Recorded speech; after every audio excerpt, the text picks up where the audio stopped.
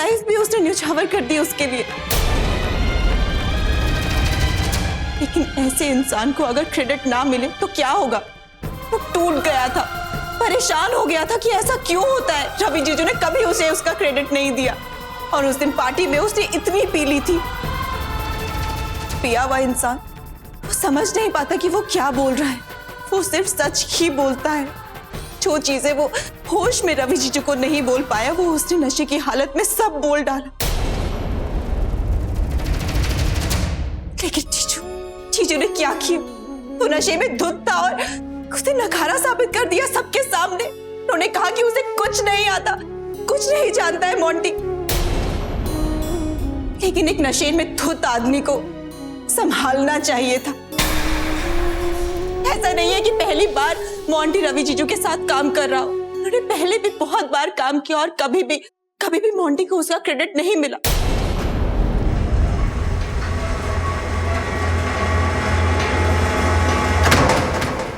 Monty और रवि जीजू में पहले भी बहुत लड़ाइयां हुई हैं और रवि जीजू उन्होंने पहले भी हाथ उठाने की कोशिश की है मोंटी पर। आप किसी से भी पूछ सकते हैं। लेकिन मोंटी ने कभी पलट के हाथ नहीं उठाया, कभी कुछ नहीं किया रवि जीजू को।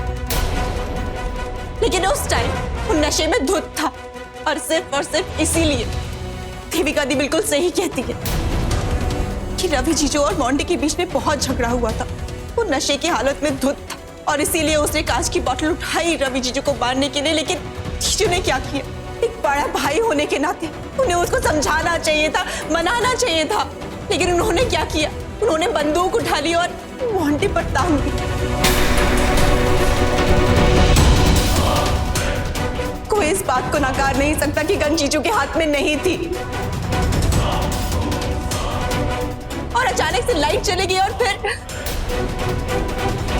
और उस अंधेरे में रवि जीजू ने मोंटी को गोली मार दी।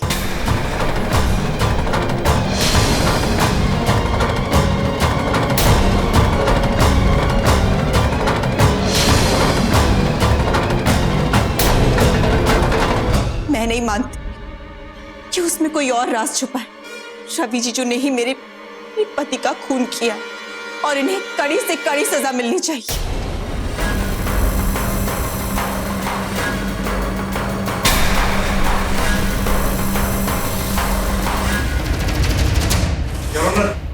मैं विटनेस से कुछ सवाल करना। Permission granted. साक्षी जी, आपके साथ जो भी हुआ उसका हमें दुख है। मेरी सहानुभूति आपके साथ है। आपने अपने पति को खोया है। आपने यहां जो कुछ भी कहा मैं आपके भावनाओं की इज्जत करता हूं।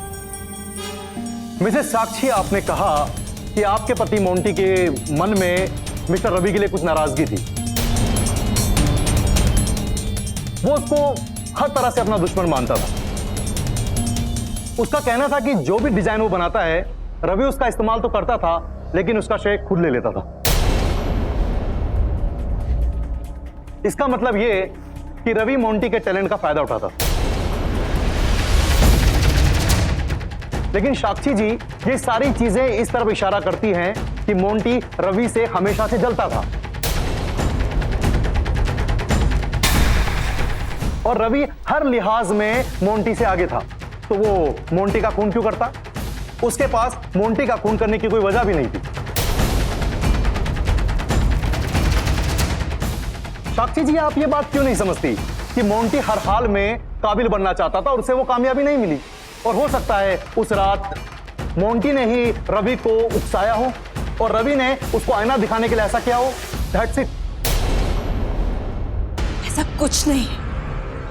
साक्षी जी, वहां पर और भी लोग मौजूद थे। आपने भी उसे मोंटी पर गन पॉइंट करते हुए देखा। अगर वो टूटी हुई बोतल से रवि पर वार करता तो आज रवि की जगह यहां पर मोंटी खड़ा होता। तब भी आप यही सवाल करती।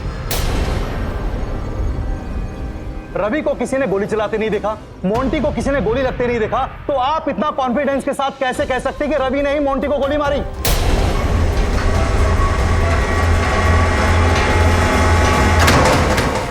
मिसेस साक्षी, अभी आपने कहा कि आपकी बहन एक तरफा बात कर रही है, वो कहानी का एक पहलू बता रही है। आप क्या कर रही है मिस साक्षी? आप भी वही कर रही है, अपने पति को बचाने की कोशिश कर रही हैं। इस कोर्ट रूम में अपनी कहानी एक पत्नी की ज़बानी बोलकर सबके हमदर्दी बटोर रही हैं आप।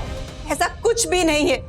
और अगर जीजू के ऊपर सिर्फ और सिर्फ मुझे शक होता तो मैं 10 बार सोचती इनके ऊपर इल्जाम लगाने से पहले। उस रात मैंने जो कुछ देखा वो गलत नहीं हो सकता। मैंने देखा था कि रवि जीजू ने ही मोंटी के ऊपर गोली चलाई, उनके हाथ में ही गन थी।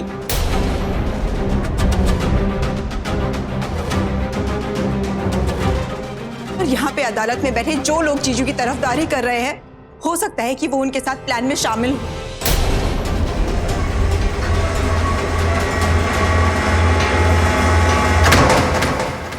मेरी दी देविका दी, जिनसे मैं बहुत ज्यादा प्यार करती हूँ, वो इनका साथ दे रही है मालूम होने के बावजूद कि उन्होंने ही गोली चलाई थी। हो सकता है कि वो भी इस मर्डर में शामिल हो।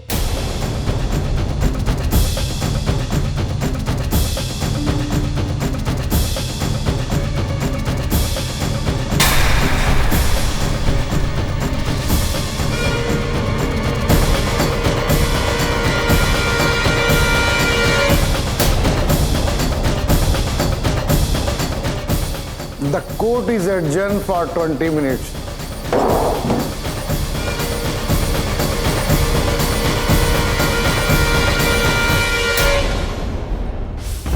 हाँ, मुझे बहुत अजीब सा लग रहा है। बहुत कंफ्यूजन है मेरे दिमाग में। सबसे पहले तो साक्षी की ये हालत, उसकी हालत मुझसे बिल्कुल नहीं देखी जा रही माँ। और वैसे भी माँ, देखा जाए तो साक्षी का दर्द देविका दी की तकलीफ से कहीं ज्यादा है। और मैं क्यों साथ नहीं दे रहे साक्षी का? गुरविंदर आंटी और निवेदिता के अलावा बाकी हर कोई रवि जीजू के साथ खड़ा है। पर साक्षी का क्या माँ?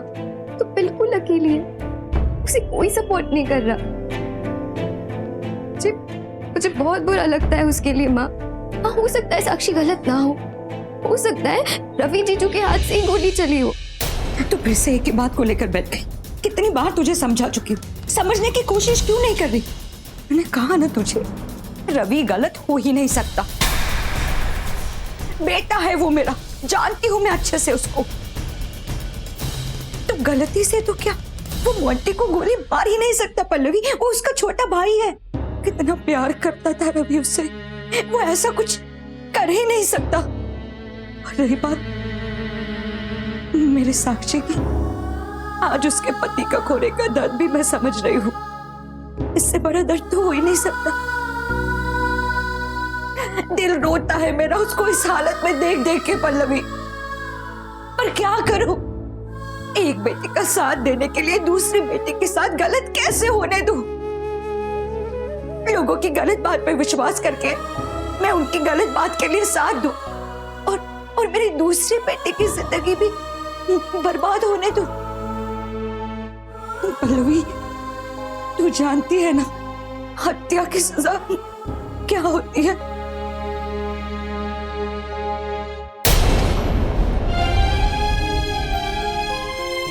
खुश है ना? तेरे जैसे ना आसान फरामोश देखी नहीं जी मैंने आज तक। कितना कुछ किया मैंने तेरे लिए, रवि ने तेरे लिए। आज जब मेरा बच्चा मुसीबत में है तो उसके सर पे हाथ रखने के बजाय तो और लोगों को भी भड़का रही है उसके खिलाफ। मैं जानती हूँ साक्षी ने जो भी कुछ कहा ना अदालत में, वो तेरी पट्टी पढ़ाई हुई थी। वो अपने दिमाग से इतना नहीं बोल सकती, इतनी अकल नहीं है उसके अंदर। देख, अभी भी वक्त है ना, तो अब अपने दिमाग को ठीक कर ले गुरविंदर। देख सच का साथ दे।